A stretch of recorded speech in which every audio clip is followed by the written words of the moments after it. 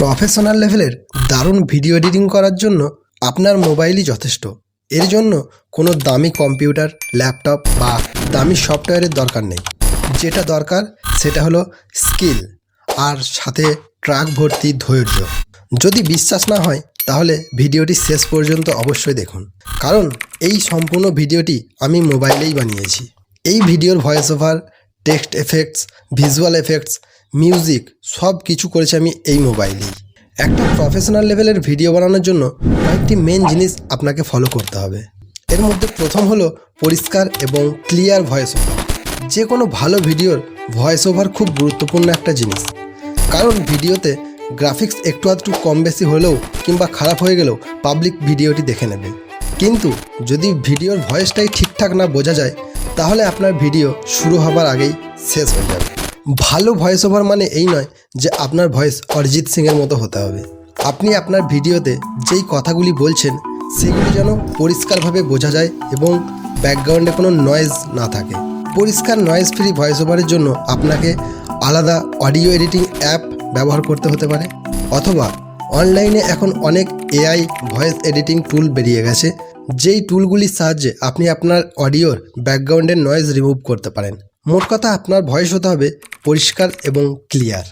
দ্বিতীয় যে বিষয়টি আপনাকে ভিডিওতে খেয়াল রাখতে হবে সেটি হলো ভিজুয়ালস, অর্থাৎ ভিডিওতে যেই জিনিসগুলি পাবলিক চোখে দেখতে পায়, যেমন ভিডিওর মেন অবজেক্ট বা ভিডিওর ব্যাকগ্রাউন্ড, ভিডিওর টেক্সট এফেক্টস, ভিডিওর ট্রানজিশনস এবং ভিডিওর লাইটিং। যদি ভিডিওতে আপনি নিজে প্রেজেন্ট থাকেন সেই ভিডিওটা ভালোভাবে আপনাকে শ্যুট করতে হবে। আর যদি আমার মতো শুধুমাত্র গ্রাফিক্সের সাথে নিজের ভয়েস ওভার দিয়ে ভিডিও বানান তাহলে সেই গ্রাফিক্সগুলো আপনাকে ঠিকঠাক সিলেক্ট করতে হবে। কোনো ভিডিওর মধ্যে এই রকম টেক্সট ক্যাপশনগুলো দিলে সেই ভিডিওতে একটা আলাদাই জান চলে আসে। তাই টেক্সট এফেক্ট অ্যাড করার সময় আপনাকে ফন্ট, কালার, টেক্সটের ব্যাকগ্রাউন্ড সব কিছু ঠিকঠাকভাবে সিলেক্ট করতে হবে।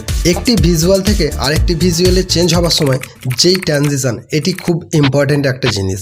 যে কোনো অ্যাপের মধ্যে আপনি হাজার হাজার ট্রানজিশনস দেখতে পেয়ে যাবেন, কিন্তু সেখান থেকেই আপনাকে খুঁজে বের করতে হবে আপনার ভিডিওর জন্য কোনটি পারফেক্ট। এই সব কিছু হয়ে যাওয়ার পর আমরা যাব তৃতীয় পয়েন্টের দিকে। আপনার সাধারণ ভিডিওকে প্রফেশনালে কনভার্ট করবে ভিডিওর সাউন্ড এফেক্টস। একটা ভিডিওতে অনেক রকমের সাউন্ড থাকতে পারে, তার মধ্যে কমপক্ষে এই তিনটি সাউন্ড তো থাকবেই, যেমন হচ্ছে visual transitions effect, pop up অবজেক্টের সাউন্ড এফেক্ট এবং ব্যাকগ্রাউন্ড মিউজিক। এই সব রকমের সাউন্ড এফেক্ট নিয়ে আপনাকে ঠিকমতো খেলতে হবে। আপনার টেক্সটের মিনিং এর সাথে ম্যাচ করে আপনাকে সাউন্ড এফেক্ট চুজ করতে হবে। আবার কখনো আপনার কথার সঙ্গে ম্যাচ করে আপনার সাউন্ড এফেক্ট চুজ করতে হবে।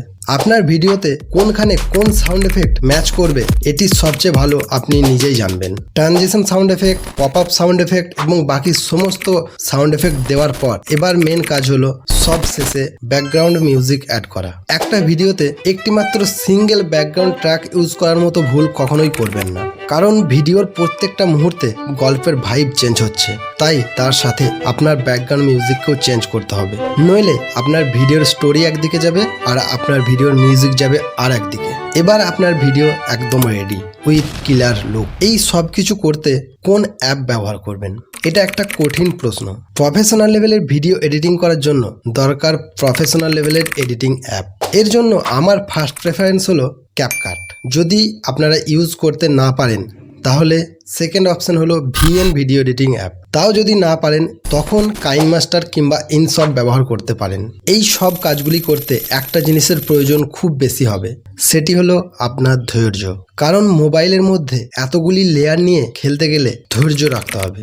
যদি আপনি একদিনে ভিডিও কমপ্লিট করতে না পারেন তাহলে 2 দিন, 3 দিন, 4 দিন সময় নিন, কিন্তু কখনোই তাড়াহুড়োর মাধ্যমে ভিডিওটিকে শেষ করবেন না। তাহলে আপনার ভিডিও কখনোই এইরকম ক্লিয়ারওয়ালা লুক আসবে না। আর বেশি জ্ঞান না বকে ভিডিও এখানেই শেষ করলাম। কিছু প্রশ্ন থাকলে না ভেবে চটপট কমেন্টে করে ফেলুন, অথবা ইনস্টাগ্রামে আমাকে ফলো করে ডাইরেক্ট মেসেজ করে প্রশ্ন করতে পারেন। আজকের মতো গুড বাই।